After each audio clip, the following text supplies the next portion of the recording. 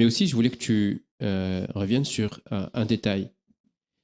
Est-ce que ça a quand on flèche, on va dire, des achats vers hum, les banlieues ou qu'on fait ce label, est-ce qu'il y a un avantage compétitif à aller vers les banlieues ou est-ce que c'est plus pour dire, bon, bah voilà, j'ai 100 commandes, je vais en donner 5 aux banlieues, mais elles vont être mal fait et bâclées.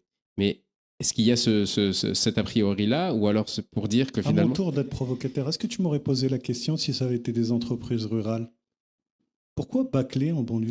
ben c'est ça, c'est pour casser. Moi, c'est pour ça que je suis provocateur parce que c'est pour casser un peu cette Vous idée-là. avez, tu as de l'excellence en banlieue, tu as des C'est entreprises ça. qui Mais sont très... est-ce qu'il y a de l'excellence en banlieue? C'est une question qui ne devrait même pas se poser, parce que l'excellence, elle est partout, et l'incompétence, elle est partout. Et je peux la chiffrer, l'incompétence du centre-ville. Je peux la chiffrer, l'incompétence des gens qui ont fait des grandes écoles et qui aujourd'hui sont à la tête de grandes entreprises. Chez Atos, qui s'est cassé la figure, c'était pas des mecs de banlieue qui étaient au conseil d'administration. Dans certaines administrations qui aujourd'hui ont été en défaillance, chez Delkia, c'est pas des gens de banlieue qui étaient au conseil d'administration. Donc l'incompétence, elle est partout. Et l'excellence aussi, parce qu'on a aussi, chez Air Liquide, les gens ne sont pas au conseil d'administration, ne sont pas originaires de banlieue, mais il y a une excellence au conseil d'administration. Sa performance économique, on la voit. Je peux citer AXA, je peux citer L'Oréal, je peux citer Accor. Et aussi, on a de l'excellence qui est moins connue dans ces territoires. 75 milliards d'euros de chiffre d'affaires de 250 000 boîtes, c'est pas un hasard. Hein. Il y a des gens qui travaillent et qui savent comment travailler, et qui connaissent leur métier, qui connaissent leur secteur, qui ont des entreprises structurées, qui sont dans l'excellence dans leur filière. Donc non, la question ne se pose pas. Là encore, c'est un biais par lequel on regarde les banlieues, parce qu'on a l'habitude d'entendre, malheureusement, dans les médias, qui rapportent que les mauvaises nouvelles.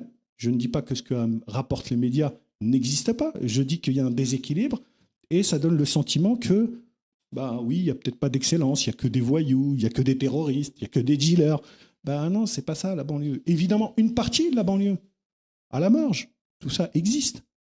Mais la majorité des gens qui sont là travaillent, aspirent à travailler, et quand il y a des entreprises, elles sont performantes.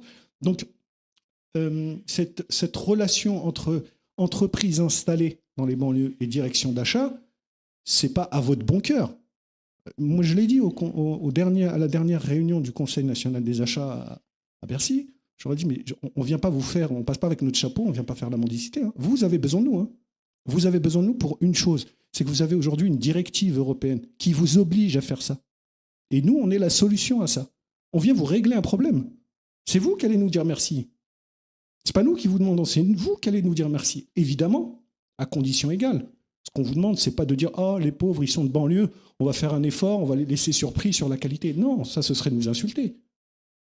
Pas de regard condescendant, etc. À exigence pareille, au tarif égal, ou mieux, eh bien, vous allez pouvoir opter pour un choix en banlieue. Et d'ailleurs, j'ai envie de dire en banlieue, le foncier étant moins cher, les loyers étant moins chers, on a deux, trois indicateurs, enfin deux, trois dépenses qui permettent d'être un petit peu plus compétitive. Donc, évidemment, aussi au niveau du prix de vente, peut-être qu'on peut être un petit peu plus compétitif quand on a des entreprises originaires de banlieue ou installées dans les banlieues. En tout cas, bravo pour tout ce que tu fais avec le Forum économique des banlieues et quartiers d'affaires.